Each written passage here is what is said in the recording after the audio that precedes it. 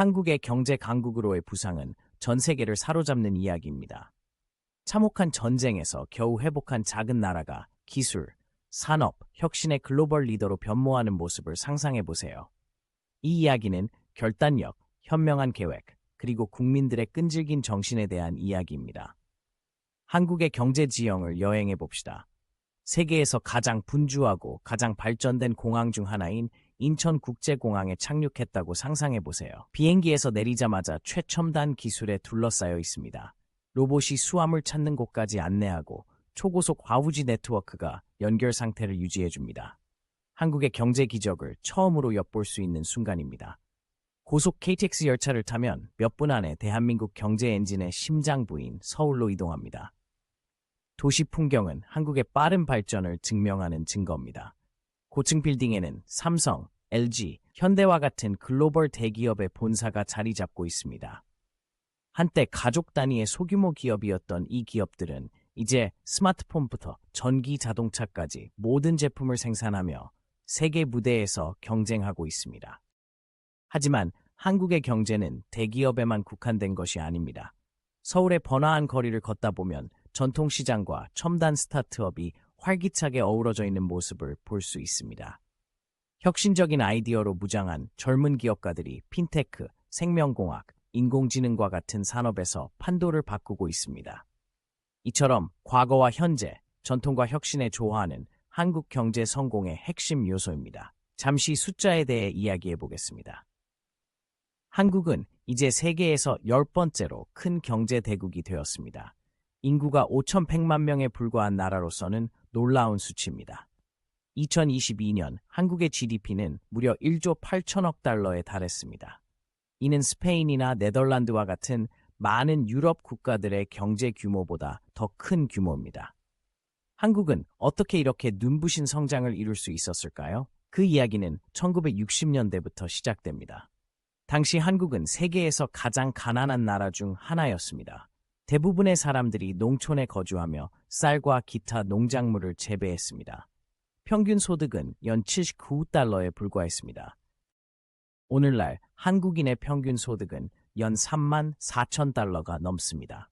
이는 무려 43,000% 이상 증가한 놀라운 수치입니다. 이러한 성공의 비결은 교육과 혁신에 대한 한국의 집중에 있습니다. 서울의 어느 동네를 거닐다 보면 밤늦게까지 학교와 학원에서 쏟아져 나오는 학생들을 볼 수 있습니다. 이러한 배움에 대한 강조는 한국의 첨단 산업을 이끄는 고도로 숙련된 인력을 창출했습니다. 하지만 단순히 책만 보는 것이 아닙니다. 한국은 문화학 한국도 되었습니다. K-팝에 대해 들어보셨거나 한국 드라마를 보신 적이 있으신가요? 이러한 문화 수출은 큰 비즈니스입니다.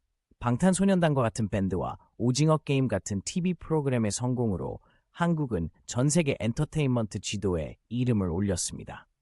이러한 한류 또는 한류는 경제에 수십억 달러의 가치를 지닌 것으로 추정됩니다. 기술도 빼놓을 수 없습니다. 한국은 여러 첨단 분야에서 세계를 선도하고 있습니다. 한국은 세계 최초의 5G 네트워크의 본고장이며 반도체 산업은 글로벌 공급망의 핵심입니다. 전 세계의 어느 전자제품 매장에 가더라도 삼성이나 LG와 같은 한국 브랜드의 제품을 쉽게 볼 수 있습니다. 하지만 모든 것이 순조로운 것만은 아닙니다.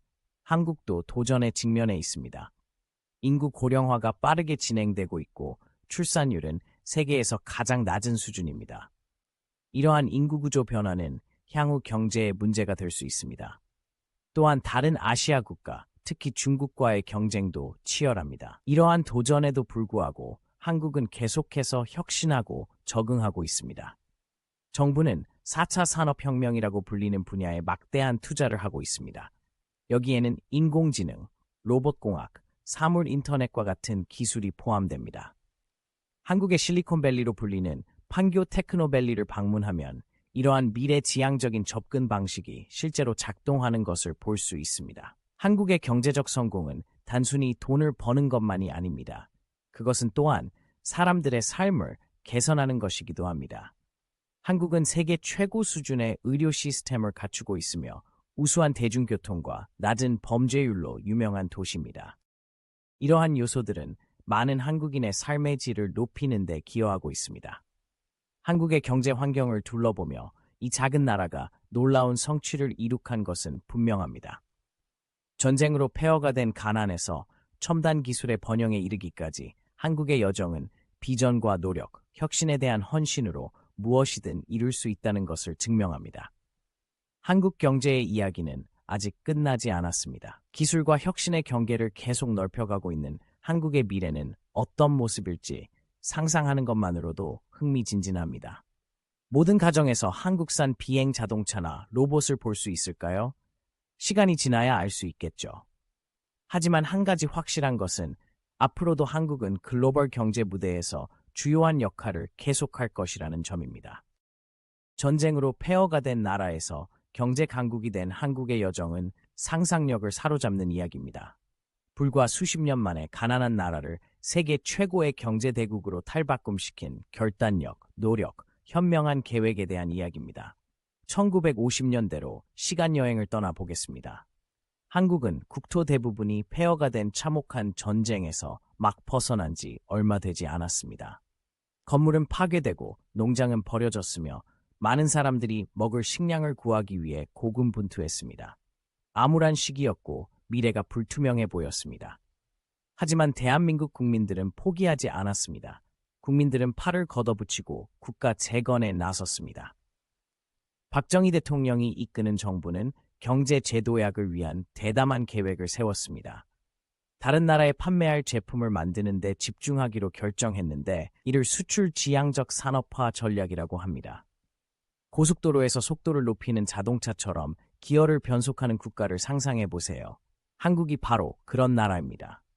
정부는 도로, 항만, 발전소 건설에 막대한 투자를 했습니다. 기업이 번창하는 데 필요한 인프라를 구축하고자 했습니다. 마치 경제 성장의 고속 열차를 위한 선로를 깔아놓은 것과 같았습니다. 교육도 최우선 과제가 되었습니다. 정부는 국가가 성공하기 위해서는 숙련된 노동자가 필요하다는 것을 알고 있었습니다. 그들은 학교와 대학을 세워 젊은이들이 열심히 공부하고 현대 경제에 필요한 기술을 배우도록 장려했습니다. 이는 미래의 인재와 혁신의 수확을 위해 씨앗을 심는 것과 같았습니다. 이 시기에 재벌이라 불리는 대기업이 등장하기 시작했습니다. 지금은 삼성, 현대, LG와 같은 이름이 익숙하지만 당시에는 이제 막 시작 단계에 불과했습니다.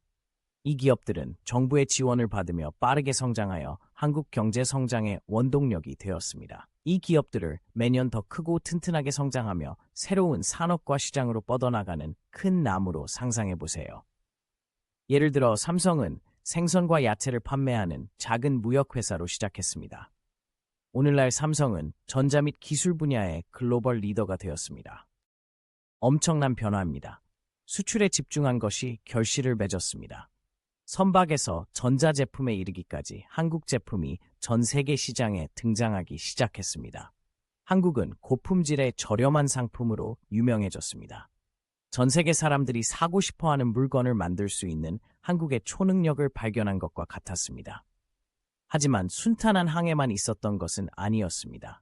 1970년대에 전 세계는 석유 파동으로 에너지 가격이 치솟았습니다. 많은 국가가 어려움을 겪었지만 한국은 기회를 포착했습니다. 조선과 건설과 같은 중공업에 집중했습니다. 곧 한국 기업들은 중동에서 세계 최대 규모의 선박과 인상적인 건물을 짓기 시작했습니다. 1980년대는 새로운 도전과 기회를 가져왔습니다. 컴퓨터와 전자제품의 중요성이 커지면서 세상은 변화하고 있었습니다. 항상 빠르게 적응하는 한국은 이러한 새로운 산업에 자원을 쏟아 부었습니다. 삼성과 LG 같은 기업들은 곧 전 세계 가정에서 볼 수 있는 컴퓨터 칩, 텔레비전, 기타 전자기기를 만들기 시작했습니다. 1990년대에 들어서면서 한국은 완전히 달라졌습니다. 전쟁으로 폐허가 된 가난한 나라에서 세계 최대 경제 대국으로 발돋움했습니다. 경제협력개발기구 알려진 부유한 국가 대열에 합류했습니다. 이는 경제발전이라는 올림픽에서 금메달을 딴 것과 같은 엄청난 성과였습니다. 하지만 성공은 새로운 도전을 가져왔습니다. 임금이 상승하면서 일부 산업은 인건비가 저렴한 국가와 경쟁하기가 더 어려워졌습니다. 한국은 첨단 하이테크 제품에 집중하여 가치 사슬을 끌어올려야 했습니다. 이는 교육과 연구에 더 많은 투자를 해야 한다는 것을 의미했습니다. 또한 한국은 1997년 금융위기를 맞았습니다. 많은 아시아 경제가 큰 타격을 입었고 한국은 국제통화기금 도움을 요청해야 했습니다. 힘든 시기였지만 기업과 은행의 운영 방식에 중요한 개혁이 이루어졌습니다. 새로운 성장을 위한 길을 열어주는 산불처럼 이 위기는 더 강하고 탄력적인 경제를 만드는 데 도움이 되었습니다. 이 모든 변화 속에서도 한국의 초기 발전을 이끌었던 근면과 결단력의 정신은 여전히 강했습니다. 부모들은 여전히 교육이 성공의 열쇠라는 믿음으로 자녀들에게 열심히 공부하라고 격려했습니다. 기업들은 혁신을 거듭하며 항상 더 큰 것을 추구했습니다. 이러한 우수성을 향한 열망은 여러 분야에서 나타났습니다. 한국 학생들은 국제 시험에서 꾸준히 높은 점수를 받았습니다. 한류 또는 한류로 알려진 한국 영화, TV 프로그램, 대중음악은 전 세계의 팬을 확보하기 시작했습니다. 한국은 더 이상 상품만 수출하는 나라가 아니라 문화도 수출하는 나라가 된 것이나 마찬가지였습니다. 21세기에 접어들면서 한국은 디지털 시대에 잘 적응했습니다.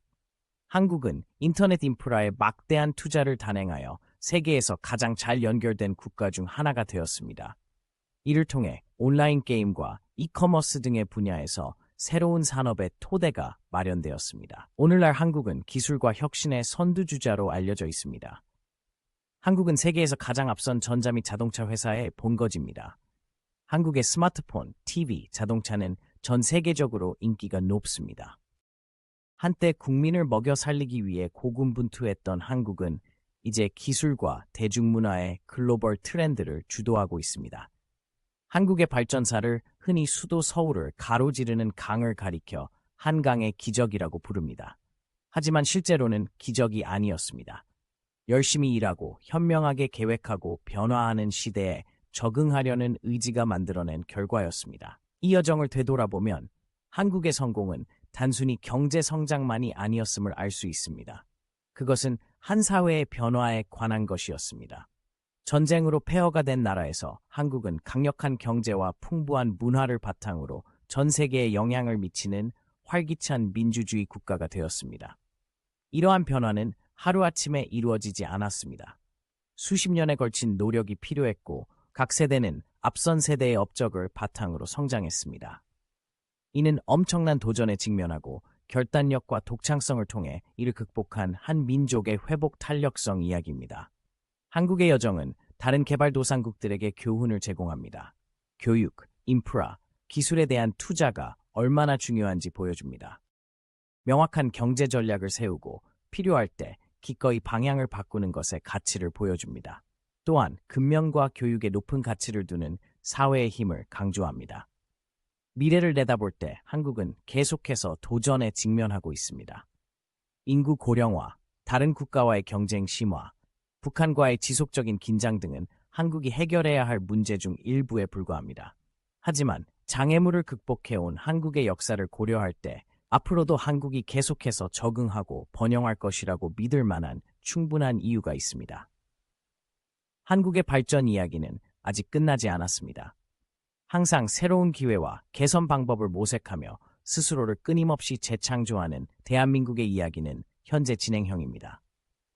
한국은 전쟁의 잿더미에서 경제 강국을 건설했습니다.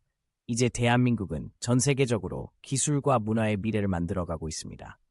이는 전 세계의 영감과 놀라움을 선사하는 놀라운 여정입니다. 한국은 먼 길을 걸어왔지만 앞으로 순탄한 항해만 있는 것은 아닙니다. 한국은 인상적인 경제 성장을 둔화시킬 수 있는 몇 가지 큰 도전에 직면해 있습니다. 요즘 경제학자와 정부 관계자들이 걱정하는 것이 무엇인지 자세히 살펴봅시다. 먼저 인구 고령화 문제입니다.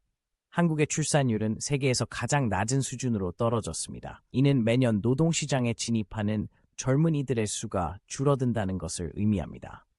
동시에 사람들은 좋은 의료 서비스 덕분에 더 오래 살고 있습니다. 사람들이 더 긴 수명을 누리고 있다는 것은 좋은 일이지만 이는 까다로운 상황을 만들어냅니다. 돌봄과 연금이 필요한 노인은 늘어나는 반면 세금과 노동력을 통해 이들을 부양할 근로 연령층은 줄어들고 있습니다. 교실에 갑자기 학생 수가 2배로 늘어났지만 교사는 절반만 남았다고 상상해 보세요. 모든 학생에게 필요한 주의를 기울이기가 힘들겠죠. 지금 대한민국이 전국적인 규모로 겪고 있는 상황과 비슷합니다. 정부는 부모에게 혜택을 제공하여 더 많은 아이를 낳도록 장려하고 있지만 지금까지는 큰 변화를 일으키지 못했습니다. 한국의 또 다른 골칫거리는 다른 국가와의 치열한 경쟁입니다. 오랫동안 한국은 고품질의 전자제품, 자동차, 선박을 좋은 가격에 만드는 것으로 유명했습니다. 하지만 이제는 중국과 베트남 같은 나라에서 훨씬 더 적은 비용으로 비슷한 제품을 만들 수 있습니다. 이로 인해 한국 기업들은 가격을 낮게 유지하지 않으면 고객을 잃을 위험이 있다는 압박을 받고 있습니다. 한국이 한동안 선두를 달리던 경주라고 생각하면 됩니다. 이제 다른 주자들이 빠르게 따라잡고 있고 한국은 어떻게 하면 앞서 나갈 수 있을지 고민해야 합니다. 이를 위한 한 가지 방법은 다른 나라가 쉽게 모방할 수 없는 첨단 기술 제품에 집중하는 것입니다. 첨단 컴퓨터 칩, 전기 자동차 배터리, 로봇 등이 그 예입니다. 또한 방 안의 코끼리, 즉 북쪽의 국가라고 해야 할까요? 북한과의 지속적인 긴장은 항상 한국의 걱정거리입니다. 양국이 적극적으로 싸우고 있지는 않지만 기술적으로는 여전히 전쟁 중입니다. 즉, 한국은 만일의 사태에 대비해 국방비에 많은 돈을 지출해야 합니다. 이는 마치 학교 폭력 가해자를 항상 감시해야 하는 것과 같아서 다른 중요한 일에 쏟아야 할 에너지와 자원을 빼앗아 갑니다. 또한 북한과의 상황으로 인해 일부 국제 기업들은 한국에 너무 많은 투자를 하는 것에 대해 불안해하고 있습니다. 만약 분쟁이 발생하면 어떻게 될까요? 비즈니스가 중단되고 투자가 위험에 처할 수 있습니다. 따라서 한국은 외국 기업들에게 한국이 안전하고 안정적인 비즈니스 장소라는 점을 설득하기 위해 더욱 노력해야 합니다. 이러한 모든 어려움에도 불구하고 많은 전문가들은 한국의 미래가 여전히 밝다고 생각합니다. 그 이유는 무엇일까요? 한국인은 어려운 상황에서도 적응할 수 있다는 것을 여러 번 보여줬기 때문입니다. 한국은 이미 전쟁에서 빈곤, 금융위기에 이르기까지 많은 것을 극복해왔습니다. 그리고 그때마다 더 강한 모습으로 돌아왔습니다. 낙관적인 전망의 가장 큰 이유 중 하나는 교육과 혁신에 대한 한국의 헌신입니다. 한국은 연구개발에 막대한 자금을 투자하고 있습니다. 이는 항상 새로운 발명과 개선을 위해 노력하고 있다는 것을 의미합니다. 마치 수업에서 앞서 나가기 위해 끊임없이 공부하고 숙제를 더 하는 것과 같습니다. 한국 학생들은 학교에서 엄청나게 열심히 공부하는 것으로 유명합니다.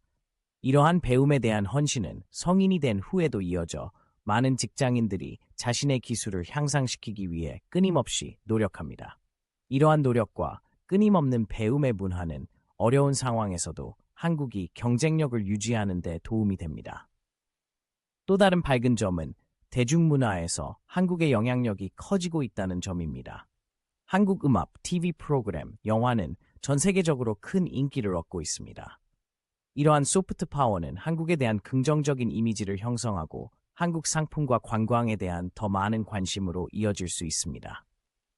마치 학교에서 가장 멋진 아이와 친구가 되면 갑자기 모두가 당신에 대해 더 알고 싶어 하는 것과 같습니다. 정부도 몇 가지 큰 과제를 해결하기 위한 조치를 취하고 있습니다. 노인 지원, 신산업 혁신 장려, 북한과의 관계 개선을 위한 계획을 수립하고 있습니다. 마치 어려운 시험이 다가온다는 것을 알고 있는 학생이 열심히 공부하고 최선을 다하기 위해 계획을 세우는 것과 비슷합니다. 물론 미래를 예측하는 것은 결코 쉬운 일이 아닙니다. 경제와 정치의 세계에서는 상황이 빠르게 변할 수 있습니다. 하지만 많은 전문가들은 한국이 어떤 일이 닥쳐도 잘 대처할 수 있는 위치에 있다고 생각합니다. 한국은 교육, 기술, 결단력 등 탄탄한 기반을 갖추고 있기 때문입니다. 일부 경제학자들은 한국 경제가 이전만큼 빠르지는 않겠지만 계속 성장할 것이라고 예측합니다. 이들은 한국이 전통적인 제조업보다는 하이테크 산업과 서비스에 더 집중할 것이라고 생각합니다. 이러한 변화는 한국이 글로벌 시장에서 경쟁력을 유지하는 데 도움이 될 수 있습니다. 북한과의 관계 개선으로 새로운 기회가 열릴 수 있다는 희망도 있습니다. 양국이 더 많이 협력할 수 있다면 새로운 비즈니스 파트너십과 군사적 긴장 완화로 이어질 수 있습니다. 이는 영내 모두에게 좋은 소식이 될 것입니다. 결론적으로 한국은 앞으로 몇 년 동안 몇 가지 실질적인 도전에 직면해 있습니다. 인구 고령화, 치열한 경쟁, 지정학적 긴장은 모두 한국의 경제적 성공에 위협이 되고 있습니다. 하지만 한국은 장애물을 극복하고 변화에 적응해온 역사가 있습니다. 교육, 혁신, 노력에 중점을 두고 있는 한국은 앞으로도 계속 번영할 것이라고 많은 사람들이 믿고 있습니다. 앞으로의 여정이 쉽지는 않겠지만 한국은 어떤 난관이 닥쳐도 헤쳐나갈 준비가 되어 있습니다. 전 세계 어느 나라보다 연구 개발에 많은 돈을 투자하고 있다는 사실을 알고 계셨나요? 사실입니다. 이 작은 아시아 국가는 미래 경제를 위해 과학과 기술에 큰 투자를 하고 있습니다. 자세히 살펴보겠습니다. 2021년에 한국은 R&D에 무려 790억 달러를 투자했습니다. 이는 수세기 동안 과학적 발견의 선두에 있었던 프랑스나 영국보다 더 많은 금액입니다. 하지만 한국은 다른 사람의 발자취를 따라가는 것에 만족하지 않습니다. 자신만의 길을 개척하고 있습니다. 그렇다면 R&D란 정확히 무엇일까요? 혁신을 이끄는 엔진이라고 생각하면 됩니다. R&D는 실험실에서 새로운 신약을 개발하는 과학자들입니다. 더 빠른 컴퓨터를 설계하는 엔지니어들입니다. 더 깨끗한 에너지를 만드는 방법을 찾는 연구원도 있습니다. 이 모든 작업은 새로운 제품을 만들고 문제를 해결하고 사회를 발전시키는 데 도움이 됩니다. 한국이 R&D에 그토록 많은 관심을 갖는 이유는 무엇일까요? 비디오 게임을 한다고 상상해 보세요. 그냥 기본 캐릭터를 사용하고 최고가 되기를 바랄 수도 있습니다. 아니면 시간과 자원을 투자해 레벨을 올리고 새로운 기술과 장비를 얻을 수도 있습니다. 한국이 국가적 차원에서 하고 있는 일입니다. 경제 전체를 레벨업하고 있습니다. R&D에 대한 이러한 집중은 한국에서 새로운 것이 아닙니다. 수십 년 동안 정부와 대기업은 과학 연구에 막대한 자금을 쏟아부었습니다. 이것이 바로 삼성과 LG와 같은 브랜드가 전 세계의 유명 브랜드가 된 큰 이유입니다. 이러한 기업들은 갑자기 등장한 것이 아니라 끊임없는 혁신을 통해 성장했습니다. 한국이 선도하고 있는 몇 가지 분야를 살펴볼까요? 전자제품, 전 세계 스마트폰과 TV의 상당수가 한국에서 생산되는 이유가 궁금한 적이 있나요? 그것은 삼성과 같은 기업들이 항상 가능성의 한계를 뛰어넘기 때문입니다. 삼성은 폴더블 스크린이나 인공지능과 같이 우리가 기술을 사용하는 방식을 변화시킬 기술을 연구하고 있습니다. 생명공학, 한국은 가제세만 국한되지 않습니다. 의학 분야에서도 큰 진전을 이루고 있습니다. 한국 과학자들은 한때 불치병으로 여겨졌던 질병을 치료할 수 있는 줄기세포 연구의 최전선에 서 있습니다. 또한 새로운 백신과 의료기기를 개발하는 데도 앞장서고 있습니다. 재생에너지, 전 세계가 더 친환경적인 전력 공급 방법을 모색하는 가운데 한국도 이에 발맞추고 있습니다. 태양광 패널, 풍력 터빈, 수소 연료 전지와 같은 기술에 막대한 투자를 하고 있습니다. 이는 환경에 도움이 될 뿐만 아니라 한국이 미래의 친환경 경제를 선도하는 국가로 자리매김하는 데에도 도움이 됩니다. 하지만 돈만 중요한 것이 아닙니다. 한국은 과학과 혁신을 중시하는 문화를 만들어 왔습니다. 한국 학생들은 어릴 때부터 수학과 과학 분야에서 뛰어난 능력을 발휘하도록 장려받습니다. 한국에는 세계 최고의 공과 대학이 있습니다. 그리고 학생들이 졸업하면 수많은 첨단 기술 일자리가 기다리고 있습니다. 사람에 대한 투자는 큰 성과를 거두고 있습니다. 한국은 매년 특허 출원 건수에서 꾸준히 상위권에 랭크되고 있습니다. 특허는 새로운 발명을 보호하는 법적 문서와 같습니다. 한국이 이렇게 많은 특허를 출원한다는 사실은 한국 국민과 기업이 얼마나 혁신적인지 보여줍니다. 이 모든 것에는 정부의 역할이 큽니다. 정부는 단순히 돈을 나눠주고 잘 되기를 바라는 것이 아닙니다.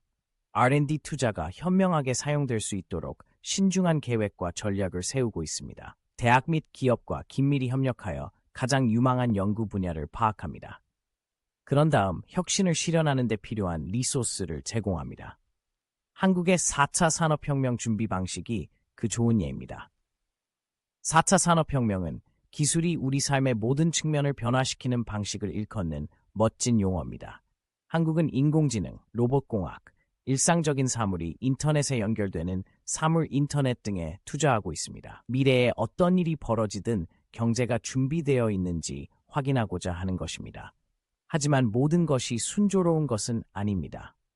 한국은 R&D 노력에서 몇 가지 도전에 직면해 있습니다. 한 가지 큰 문제는 대부분의 연구가 대기업에 의해 이루어지고 있다는 점입니다. 이로 인해 참신한 아이디어를 가진 소규모 스타트업이 경쟁하기 어려울 수 있습니다. 정부는 중소기업과 창업가들에게 더 많은 지원을 제공함으로써 이 문제를 해결하려고 노력하고 있습니다. 또 다른 과제는 끊임없는 혁신에 대한 압박입니다. 빠르게 변화하는 기술 세계에선 오늘의 혁신이 내일의 오래된 뉴스가 될 수 있습니다. 한국의 연구자들과 기업들은 시대를 앞서가기 위해 엄청나게 열심히 노력해야 합니다. 이러한 어려움에도 불구하고 한국의 R&D 노력의 미래는 밝아 보입니다. 한국은 과학과 기술에 대한 투자를 늦출 기미가 보이지 않습니다. 오히려 혁신에 대한 노력을 2배로 늘리고 있습니다. 그렇다면 이 모든 것이 한국의 일반인들에게는 어떤 의미일까요? 그것은 항상 앞으로 나아가는 나라에 살고 있다는 것을 의미합니다. 더 많은 첨단 기술 일자리와 탄탄한 경제를 의미합니다. 최신 기기와 의료 서비스를 이용할 수 있다는 뜻이기도 합니다. 그리고 지식과 창의성을 중시하는 사회의 일원이 된다는 의미이기도 합니다. 그러나 한국의 R&D 투자의 영향력은 국경을 훨씬 뛰어넘습니다. 한국의 연구소와 기업에서 나오는 혁신은 전 세계의 삶을 바꾸고 있습니다. 전 세계 사람들을 연결하는 스마트폰부터 기후변화에 대응하는 친환경 기술까지 한국의 R&D 투자는 세상을 더 나은 곳으로 만들고 있습니다. 미래를 내다볼 때 한 가지 분명한 것은 한국의 R&D 투자가 성과를 거두고 있다는 점입니다. 이 작은 나라는 인간의 창의력에 투자함으로써 어디서든 큰 아이디어가 나올 수 있다는 것을 증명하고 있습니다. 그리고 이를 통해 미래 글로벌 경제의 리더로서 입지를 굳히고 있습니다. 따라서 다음에 한국산 스마트폰을 사용하거나 한국 드라마를 시청할 때 그 제품 뒤에는 가능성의 한계를 뛰어넘기 위해 노력하는 대한민국이 있다는 사실을 기억하세요. 한국의 R&D 투자는 단순히 경제 성장만을 위한 것이 아니라 더 나은 미래를 상상하고 이를 실현하기 위해 열심히 노력하는 것입니다. 보조자, 한국의 비밀병기, 미래에 대한 투자. 한국이 전 세계 어느 나라보다 연구개발에 많은 돈을 투자한다는 사실을 알고 계셨나요? 사실입니다. 이 작은 아시아 국가는 미래 경제를 위해 과학과 기술에 큰 투자를 하고 있습니다. 자세히 살펴보겠습니다. 2021년에 한국은 R&D에 무려 790억 달러를 투자했습니다. 이는 수세기 동안 과학적 발견의 선두에 있었던 프랑스나 영국보다 더 많은 금액입니다. 하지만 한국은 다른 사람의 발자취를 따라가는 것에 만족하지 않습니다. 자신만의 길을 개척하고 있습니다. 그렇다면 R&D란 정확히 무엇일까요? 혁신을 이끄는 엔진이라고 생각하면 됩니다. R&D는 실험실에서 새로운 신약을 개발하는 과학자들입니다. 더 빠른 컴퓨터를 설계하는 엔지니어들입니다. 더 깨끗한 에너지를 만드는 방법을 찾는 연구원도 있습니다. 이 모든 작업은 새로운 제품을 만들고 문제를 해결하고 사회를 발전시키는 데 도움이 됩니다. 한국이 R&D에 그토록 많은 관심을 갖는 이유는 무엇일까요? 비디오 게임을 한다고 상상해 보세요. 그냥 기본 캐릭터를 사용하고 최고가 되기를 바랄 수도 있습니다. 아니면 시간과 자원을 투자해 레벨을 올리고 새로운 기술과 장비를 얻을 수도 있습니다. 한국이 국가적 차원에서 하고 있는 일입니다.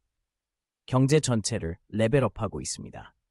R&D에 대한 이러한 집중은 한국에서 새로운 것이 아닙니다. 수십 년 동안 정부와 대기업은 과학 연구에 막대한 자금을 쏟아부었습니다. 이것이 바로 삼성과 LG와 같은 브랜드가 전 세계의 유명 브랜드가 된 큰 이유입니다.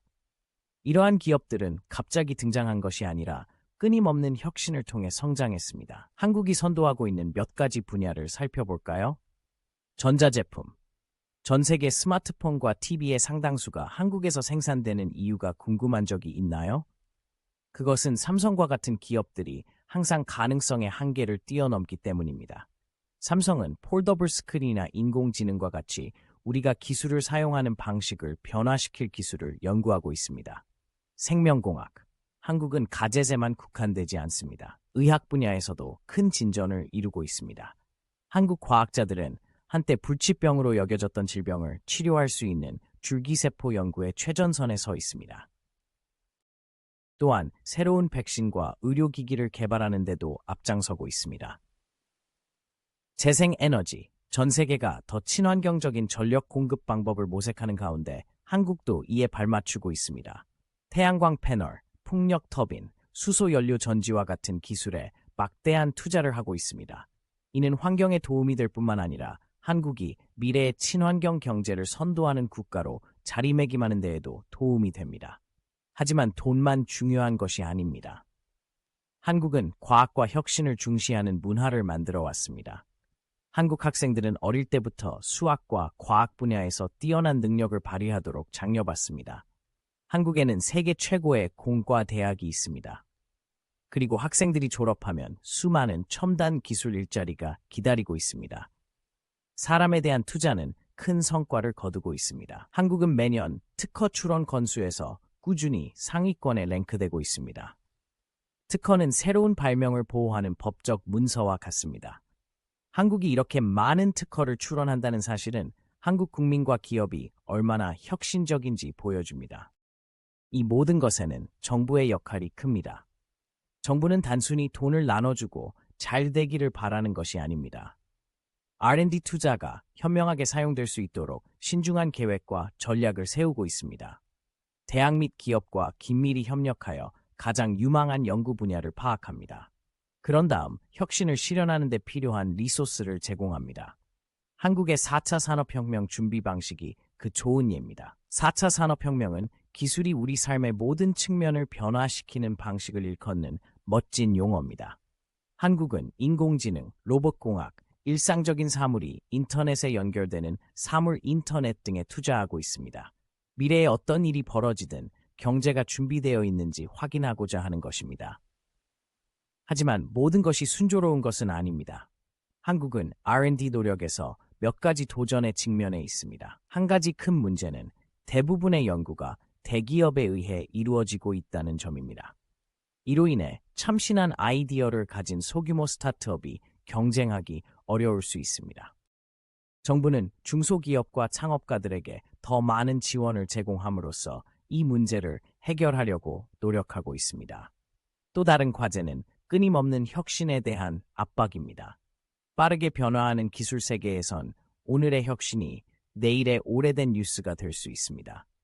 한국의 연구자들과 기업들은 시대를 앞서가기 위해 엄청나게 열심히 노력해야 합니다. 이러한 어려움에도 불구하고 한국의 R&D 노력의 미래는 밝아 보입니다. 한국은 과학과 기술에 대한 투자를 늦출 기미가 보이지 않습니다. 오히려 혁신에 대한 노력을 2배로 늘리고 있습니다. 그렇다면 이 모든 것이 한국의 일반인들에게는 어떤 의미일까요? 그것은 항상 앞으로 나아가는 나라에 살고 있다는 것을 의미합니다. 더 많은 첨단 기술 일자리와 탄탄한 경제를 의미합니다. 최신 기기와 의료 서비스를 이용할 수 있다는 뜻이기도 합니다. 그리고 지식과 창의성을 중시하는 사회의 일원이 된다는 의미이기도 합니다. 그러나 한국의 R&D 투자의 영향력은 국경을 훨씬 뛰어넘습니다. 한국의 연구소와 기업에서 나오는 혁신은 전 세계의 삶을 바꾸고 있습니다. 전 세계 사람들을 연결하는 스마트폰부터 기후변화에 대응하는 친환경 기술까지 한국의 R&D 투자는 세상을 더 나은 곳으로 만들고 있습니다. 미래를 내다볼 때 한 가지 분명한 것은 한국의 R&D 투자가 성과를 거두고 있다는 점입니다. 이 작은 나라는 인간의 창의력에 투자함으로써 어디서든 큰 아이디어가 나올 수 있다는 것을 증명하고 있습니다. 그리고 이를 통해 미래 글로벌 경제의 리더로서 입지를 굳히고 있습니다. 따라서 다음에 한국산 스마트폰을 사용하거나 한국 드라마를 시청할 때 그 제품 뒤에는 가능성의 한계를 뛰어넘기 위해 노력하는 대한민국이 있다는 사실을 기억하세요. 한국의 R&D 투자는 단순히 경제 성장을 위한 것이 아니라 더 나은 미래를 상상하고 이를 현실화하기 위해 열심히 노력하는 것입니다. 한국의 방위 산업은 최근 몇 년 동안 큰 변화를 일으키고 있습니다. 이 흥미진진한 성장과 혁신의 이야기를 자세히 알아보세요. 불과 몇 년 전만 해도 한국은 다른 나라의 군사 장비를 판매하는 것으로 유명하지 않았습니다. 하지만 지금은 어떻습니까? 전 세계 무기 시장의 주요 플레이어가 되었습니다. 마치 한국이 어느 날 갑자기 일어나서 국방 강국이 되기로 결정한 것과 같습니다. 숫자는 놀라운 이야기를 들려줍니다. 지난 5년 동안 한국의 방산 수출은 거의 2배로 증가했습니다. 맞습니다. 2배로. 방위 산업에 있어서 한국은 빨리 감기 버튼을 누른 것과 같습니다. 그렇다면 한국은 무엇을 판매하고 있을까요? 단순한 물건이 아닙니다. 최첨단 첨단 군사 장비에 대해 이야기하고 있습니다. 탱크, 함정, 비행기 등 이름만 대면 알 수 있는 모든 장비를 한국이 만들어 판매하고 있을 것입니다. 하지만 여기서 정말 흥미로운 점이 있습니다. 한국은 아무에게나 판매하지 않습니다. 가장 큰 고객 중 일부는 쿼드 얼라이언스라는 중요한 그룹의 일원입니다. 여기에는 호주와 인도 같은 국가들이 포함됩니다. 이들 국가는 어느 나라에서나 구매할 수 있는 거대하고 강력한 국가이지만 한국을 선택하고 있습니다. 대단한 일이죠. 호주에 대해 잠시 이야기해 보겠습니다. 호주는 최근 한국에서 자주곡사포를 대량으로 구매했습니다. 이것은 정말 멀리 쏠 수 있는 크고 움직이는 대포와 같습니다. 호주는 다른 많은 나라에서 구입할 수도 있었지만 한국을 선택했습니다. 왜 그랬을까요? 한국 제품이 정말 좋기 때문입니다. 호주뿐만이 아닙니다.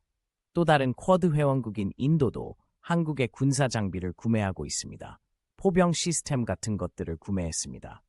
인도는 다른 나라에서 구매할 수도 있었지만 한국을 선택했습니다. 이러한 방산 수출의 성장은 단순히 돈을 벌기 위한 것이 아닙니다. 한국이 방위 산업의 강자들과 경쟁할 수 있다는 것을 전 세계에 보여준다는 의미도 있습니다.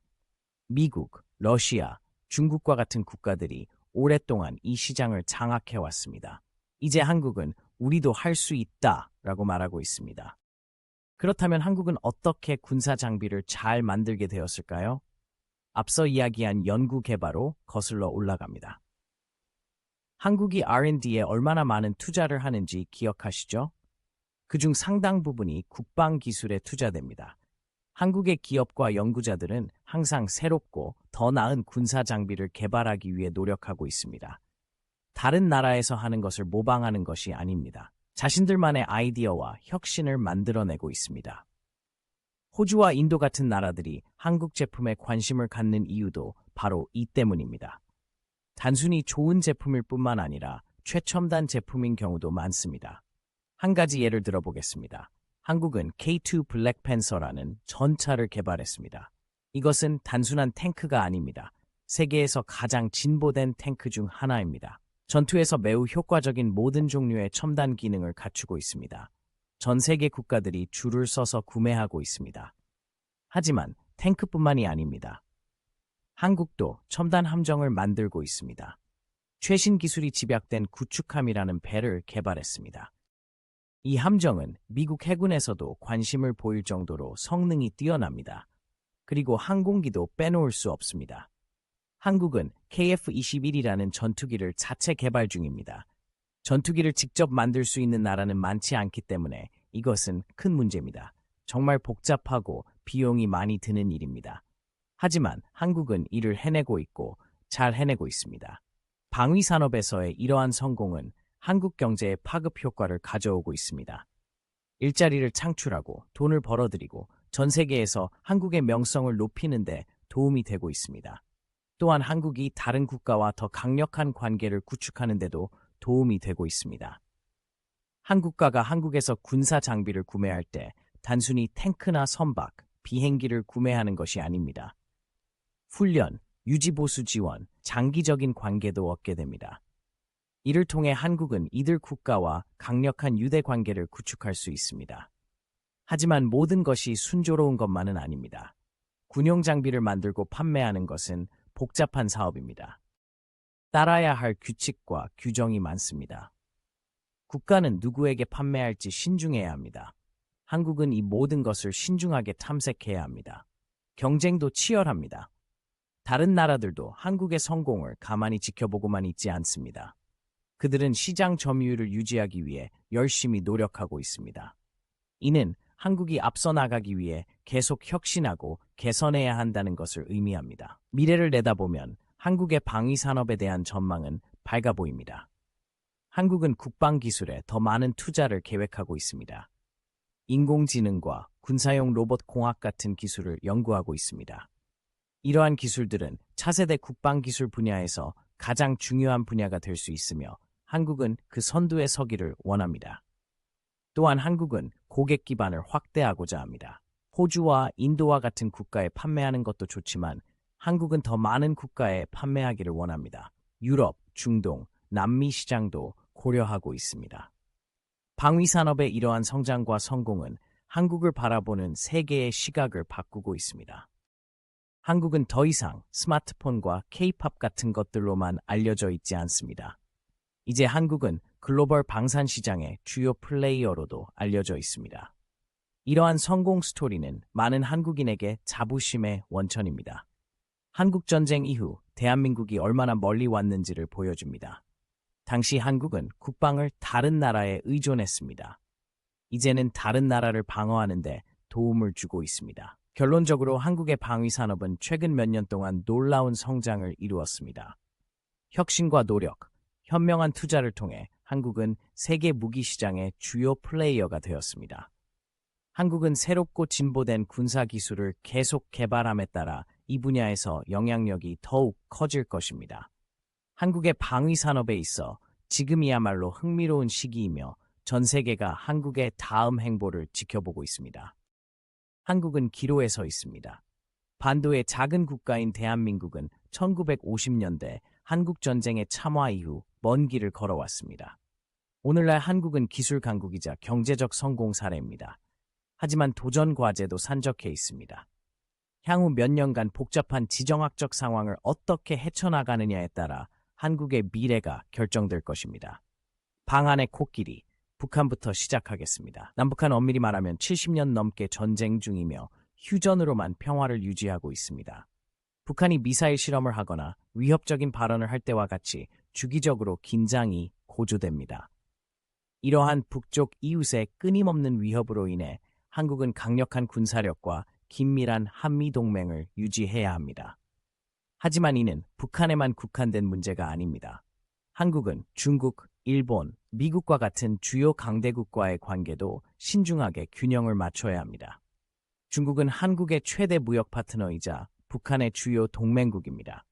일본은 미국의 동맹국이자 민주적 이웃이지만 일본의 한국 식민지 지배로 인한 역사적 불만이 마찰을 빚고 있습니다. 그리고 미국은 안보를 보장하지만 한국이 더 많은 방위 책임을 맡기를 기대합니다. 한국은 어느 방향으로도 떨어지지 않으려고 외줄타기를 하는 것과 같습니다. 한 발만 잘못 움직여도 미묘한 균형이 깨질 수 있습니다. 예를 들어 2016년 한국이 미국의 첨단 미사일 방어 시스템인 사드 배치를 허용했을 때 중국은 한국에 수십억 달러의 경제적 보복 조치를 취했습니다. 한국은 중국의 우려를 달래는 동시에 미국과의 동맹을 유지해야 했습니다. 이러한 지정학적 저글링은 동북아시아를 넘어 전 세계로 확대되고 있습니다. 한국은 글로벌 위상과 영향력을 높이기 위해 노력하고 있습니다. 방산 수출을 늘리고 다른 나라의 개발 원조를 제공하고 국제기구에서 리더십 역할을 맡고 있습니다. 목표는 세계 무대의 흐름을 주도할 수 있는 중견국이 되는 것입니다. 한국은 이를 위한 한 가지 방법으로 신남방 정책을 추진하고 있습니다. 이 이니셔티브는 동남아시아 국가 및 인도와의 관계를 강화하는 것을 목표로 합니다. 한국은 이들 성장하는 경제 국가를 무역과 투자의 핵심 파트너로 보고 있습니다. 이는 중국과 미국에 대한 의존도를 낮추는 방법이기도 합니다. 한국은 관계 다변화를 통해 전략적 유연성을 확보할 수 있기를 희망합니다. 하지만 하드파워와 경제적 이해관계만이 전부는 아닙니다. 한국은 소프트파워에도 힘을 쏟고 있습니다. 한류 또는 한류로 알려진 한국 대중문화는 아시아를 넘어 전 세계를 휩쓸고 있습니다. 방탄소년단 같은 K-팝 그룹은 세계적인 슈퍼스타입니다. 한국 드라마와 영화는 넷플릭스에서 인기를 끌고 있습니다. 심지어 한국 음식과 뷰티 제품도 전 세계적으로 인기를 끌고 있습니다. 이러한 문화적 영향력은 한국이 공공외교에서 우위를 점할 수 있게 해줍니다. 한국에 대한 호감과 관심을 불러일으키기 때문입니다. 전 세계 젊은이들이 한국어를 배우고 서울 방문을 꿈꾸고 있습니다. 이러한 소프트 파워는 한국의 경제적, 군사적 강점을 보완합니다. 강점에 대해 말하자면 한국의 호황을 누리고 있는 방위 산업에 대해 이야기해 보겠습니다. 한국은 미국과 러시아 같은 전통 강대국들과 경쟁하는 주요 무기 수출국이 되었습니다. 한국 기업들은 탱크와 대포부터 전투기, 해군 함정까지 모든 것을 판매하고 있습니다. 폴란드, 호주, 이집트 같은 국가들이 큰 고객입니다. 이러한 방위 산업의 성장은 여러 가지 목적을 달성합니다. 경제를 활성화하고 첨단 기술 일자리를 창출합니다. 한국의 군사력을 강화합니다. 그리고 한국의 글로벌 영향력도 커집니다. 한 국가에 무기를 판매하면 정치적 영향력도 얻을 수 있습니다. 하지만 글로벌 무기 거래의 증가와 함께 책임도 커지고 있습니다. 한국은 누구에게 무기를 판매하고 그 무기가 어떻게 사용될 수 있는지에 대해 신중해야 합니다. 이는 경제적 이익과 윤리적 문제 사이의 까다로운 균형입니다. 한국의 미래에서 또 다른 중요한 측면은 기술 우위를 향한 노력입니다. 한국은 인공지능, 우주 네트워크, 반도체 제조와 같은 분야에 막대한 투자를 하고 있습니다. 삼성과 SK하이닉스와 같은 한국 기업은 메모리 칩 분야의 세계 선두주자입니다. 정부는 한국을 글로벌 AI 강국으로 만들겠다는 야심찬 계획을 가지고 있습니다. 첨단 기술에 대한 이러한 집중은 한국의 경제 미래를 위해 매우 중요합니다. 천연 자원이 거의 없는 작은 국가인 한국의 번영은 고부가 가치 산업에서 앞서 나가는 데 달려 있습니다. 이는 국가 안보의 문제이기도 합니다. 사이버 전쟁과 AI 기반 무기의 시대에는 기술력이 전통적인 군사력만큼이나 중요합니다. 하지만 이러한 기술 발전에는 위험도 따릅니다. 한국은 미중 기술 전쟁의 한가운데에 놓여 있습니다. 두 강대국은 우주 네트워크와 반도체 공급망과 같은 분야에서 한국이 어느 한쪽을 선택하도록 압박하고 있습니다. 한국 기업들은 중국이나 미국 시장에서 퇴출될 것을 두려워하고 있습니다. 이러한 대외적인 도전 외에도 한국은 심각한 국내 문제에 직면해 있습니다. 세계에서 가장 낮은 출산율로 인구 고령화가 빠르게 진행되고 있습니다. 이러한 인구학적 위기는 경제 성장을 위협하고 연금 시스템에 부담을 주고 있습니다. 젊은이들은 높은 실업률과 치솟는 주거 비용으로 어려움을 겪고 있습니다. 소득 불평등도 심화되고 있습니다. 이러한 내부 문제는 한국의 국력을 해외에 투사하는 능력을 제한할 수 있습니다. 국내 문제에 집중하는 국가는 야심찬 외교정책 목표를 달성하기 위한 에너지와 자원이 부족할 수 있습니다. 국제사회에서 적극적인 입지를 유지하면서 국내의 시급한 사회 문제를 해결하는 것은 또 다른 균형 잡힌 행동입니다. 그렇다면 한국의 미래는 어떻게 될까요? 이 복잡한 과제를 어떻게 해결해 나가느냐에 따라 많은 것이 달라집니다. 한국이 기술적 우위를 유지하고 문화적 소프트 파워를 활용하며 주요 강대국과의 관계에서 능숙하게 균형을 잡을 수 있다면 글로벌 무대에서 영향력 있는 중견국으로 부상할 수 있을 것입니다. 한국의 경제적, 군사적 강점과 문화적 매력이 결합되어 한국은 독특한 이점을 가지고 있습니다. 하지만 위험도 존재합니다. 북한과의 대규모 충돌은 엄청난 피해를 가져올 수 있습니다. 미중 경쟁에 휘말리면 한국은 경제적, 외교적으로 타격을 입을 수 있습니다. 국내 사회 문제를 해결하지 못하면 정치적 불안정으로 이어질 수 있습니다. 한국은 민첩성과 적응력을 유지하는 것이 관건이 될 것입니다. 급변하는 세계에서 기회를 포착하고 위험을 완화할 준비가 되어 있어야 합니다. 이는 교육, R&D, 혁신에 대한 지속적인 투자를 의미합니다.